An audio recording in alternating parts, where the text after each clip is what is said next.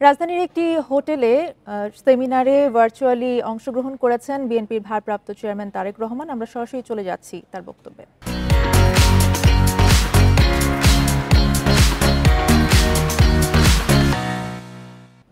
বিএনপির নীতি, এই বাংলাদেশি জাতীয়তাবাদের আদর্শই বিএনপির রাজনীতি। আমরা বিশ্বাস করি ধর্ম, দল ও মত যার যার, তবে অবশ্যই রাষ্ট্র সবার। সম্মানিত অতিথিবৃন্দ, আজ আমরা 31 দফার আলোকে যে আলোচনা এখানে করেছি তা নতুনভাবে সংজ্ঞায়িত করবে বাংলাদেশের আর্থ সামাজিক উন্নয়নকে, আকাঙ্ক্ষার আলো দেখাবে পরিবর্তনকামী গণমানুষকে। রাষ্ট্র কাঠামো মেরামতের এই রূপরেখা তৈরি হয়েছে শহীদ রাষ্ট্রপতি জিয়াউর রহমানের 19 দফা, দেশনেত্রী বেগম খালেদা জিয়ার ভিশন 2030, বিএনপির জনসম্পৃক্ততা এবং রাজনৈতিক অভিজ্ঞতার আলোকে প্রথমে প্রদত্ত 27 দফার উপর ভিত্তি করে, যা পরবর্তীতে যুগপৎ গণতান্ত্রিক আন্দোলনের শরিক সকল রাজনৈতিক দলের ঐক্য মতে 31 দফায় পরিণত হয়। বর্তমানে দেশে আলোচিত প্রায় সব সংস্কার প্রস্তাবই আমাদের এই 31 দফায় অন্তর্ভুক্ত রয়েছে।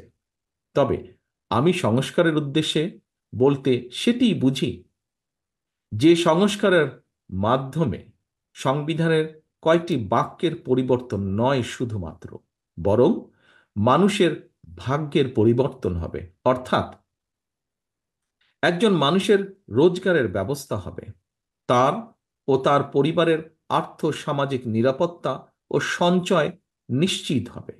আমি সংস্কার বলতে সেটিই বুঝি যা কর্মসংস্থানের মাধ্যমে প্রতিটি নারী ও পুরুষের বেকারত্বের সমস্যার সমাধান করবে। যে সংস্কার নারীদের সম্মান, স্বাধীনতা ও ক্ষমতায়ন নিশ্চিত করবে। যে সংস্কার সকল মানুষের জীবনের সুরক্ষা নিশ্চিত করবে।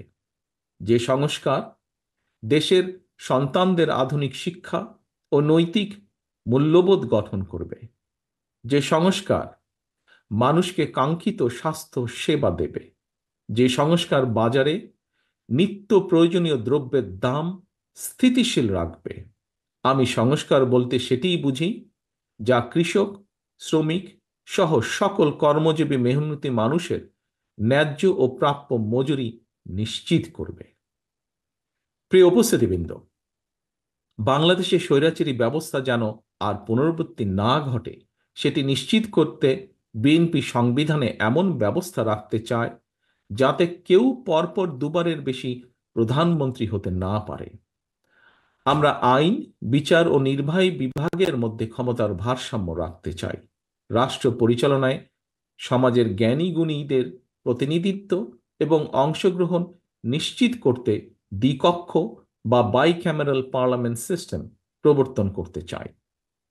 আমাদের লক্ষ্য তরুণ ও বেকারদের জন্য কর্মসংস্থান, আর কর্মসংস্থান না হওয়া পর্যন্ত যোগ্যতা অনুযায়ী বেকার ভাতা প্রবর্তন। আমরা নিশ্চিত করতে চাই সর্বস্তরে নারীর অংশগ্রহণ, তৃণমূলের ক্ষমতায়ন এবং আবারও ঐতিহাসিক খাল কাটা কর্মসূচির বাস্তবায়ন। Health care, education, agriculture, energy, climate and economy সব ক্ষেত্রে আমরা আনার চেষ্টা করতে চাই।